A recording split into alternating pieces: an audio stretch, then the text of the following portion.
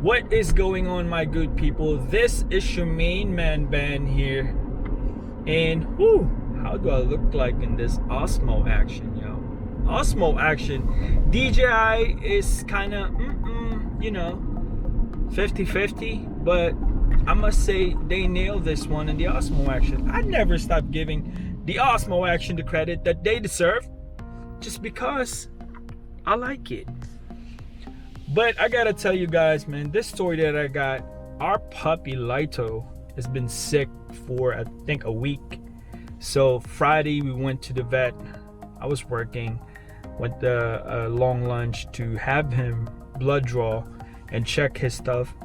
Came out, so he stopped eating, stopped drinking. Yesterday we went back and got a second blood draw, and I think he has like I'm not quite sure, not hypothermia, but hypothyroid, something like that. So I'm heading right there now to get some meds. So it's like the third day in the vet. I'm telling you, pets are pets, but once you get attached to them, they family. So I grew up, with puppies and dogs. So yeah, Lito's family, man. Like, you know how it goes. I'm getting to get your meds. But today, man, we are going to talk about the 7th day, 1 week of owning the A6100. Maybe I would say I have never been appreciative of a camera till this A6100.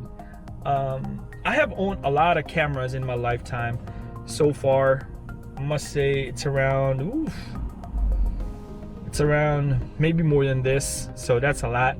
I consider that a lot. But the A6100, after owning a week, I don't want to say that one day I'm gonna regret this, I'm gonna hate it, I'm gonna, I should have went to the M50. Yeah, but I'm happy to say that I'm not regretful at all, because the A6100 is in a different league. I'm telling you that, guys, right now. I don't care other stuff that comes out, people that reviews, YouTube and all that stuff. They come on a different perspective. They come in a different, how they use the device. On my style of shooting, it's just a phenomenal of a device, and I must say it's a perfect complement on my G85, because it's like a happy marriage. It's not always happy. Nobody's like always happy, even the celebrities.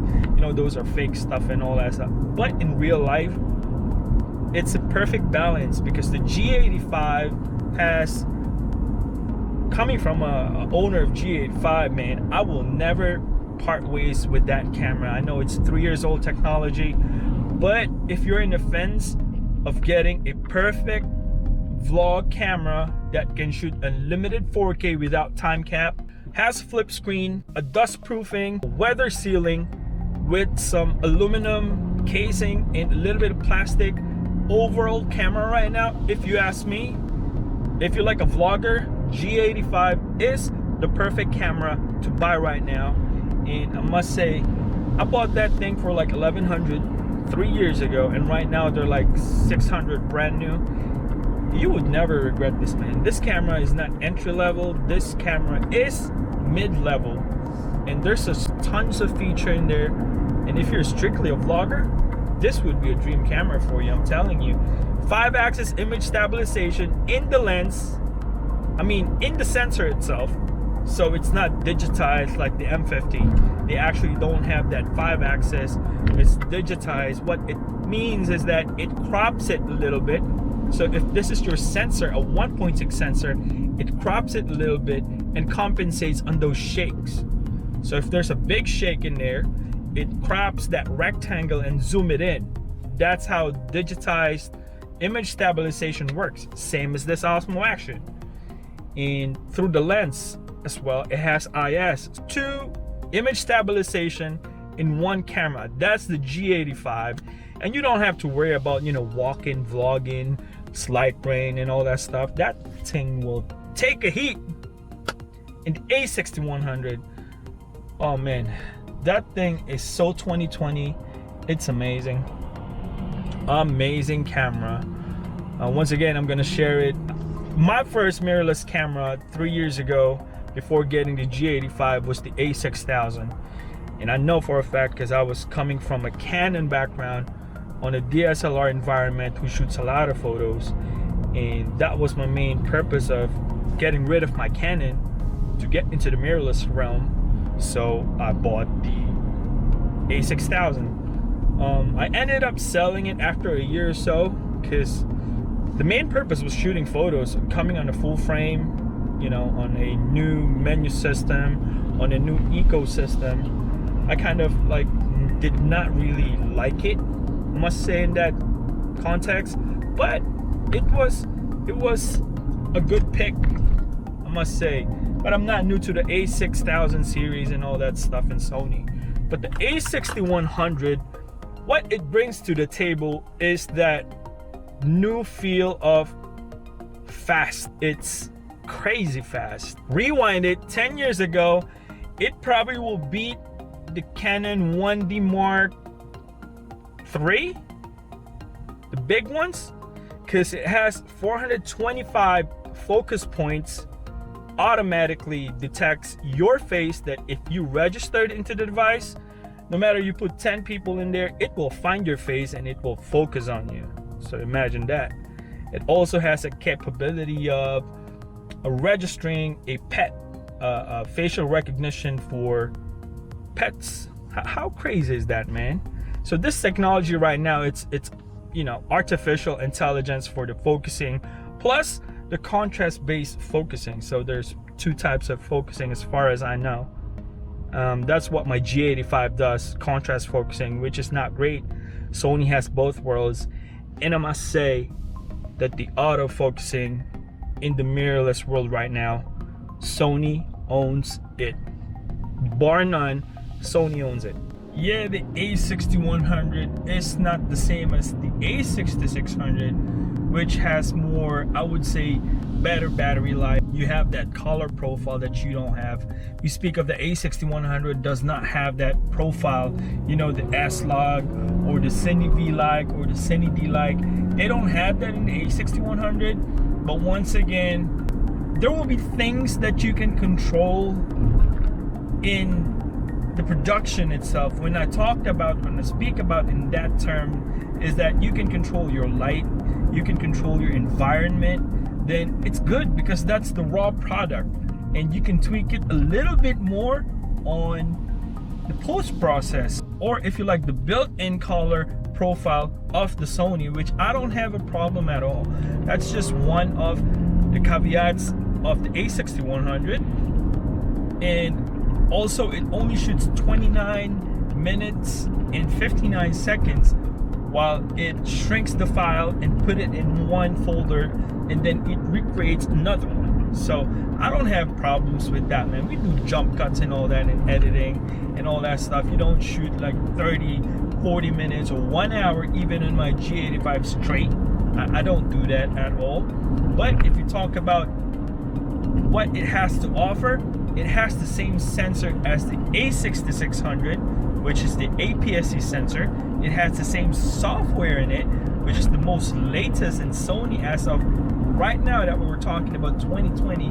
They have that Bion Z, I believe. I really don't know about those things, because they are the latest. I know that you're at least future-proof for the next 3 years or 4 years. Why did I say that?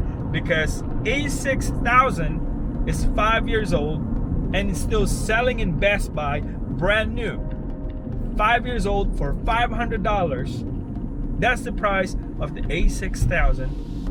Why? Because it's so successful. It's one of the most successful in the mirrorless history, and they're still selling it brand new in Best Buy. Brand new.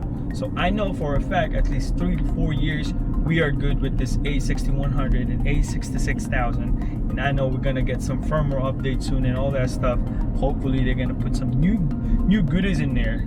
So with that being said, they got the same sensor size, they got the same processor, they got the same software, they got the same 425 AF focus points on the A6600, minus all those, you know, weather sealing, better battery, file, color profile, unlimited 4K stuff. These are the things that we separate them, but the price point and the usage and the shooting style, you gotta gauge those, because I might just probably jump into A6600 if I really need those stuff. But if I don't, then I can go with the A6100 and hint, get a better glass or a better light and be more productive in your production. Makes sense to me, right? But that's just me. I'm probably exaggerating it, but I was a Canon user. I'm still a Lumix user, and Lumix is hideous in focus, and we all know that. If you're a G85 user, G7, GH5, I mean, GH5 is one of the best right now for professional video shooting, I must say that, man. Plus the A6100 has this amazing 4K capability. What it does is that it's not really a 4K file, guys. It's actually a 6K video file. Yep, you heard it right, 6K. It processes it down rest it, sending to the memory card as a 4K. So basically, you're shooting more on a high resolution. Before it sends to the card, it converts it to 4K. That's how crazy it is. I can see a massive difference on my videos. I've been shooting a little bit of B-roll here and some slow-mo there, so I've been combining 4K shots in 1080p at 120 frames per second. I'm in the club, the 120 FPS club. I'm in. Whoo! You can see more detail on my slow-mo versus the 60p. Since it can shoot more frames per second, you can get a little bit more detail, which is amazing. So I have been using it for B-roll projects, in cinematics, and some video works and the studio. It's just a perfect complement. Now I don't have to pack my stuff in, you know, studio. Hey, take this off and then let's go vlogging. I can leave that in there, sewn in the studio, and I can just go vlogging and use my G85, which is perfect because, you know, you be walking and all that stuff.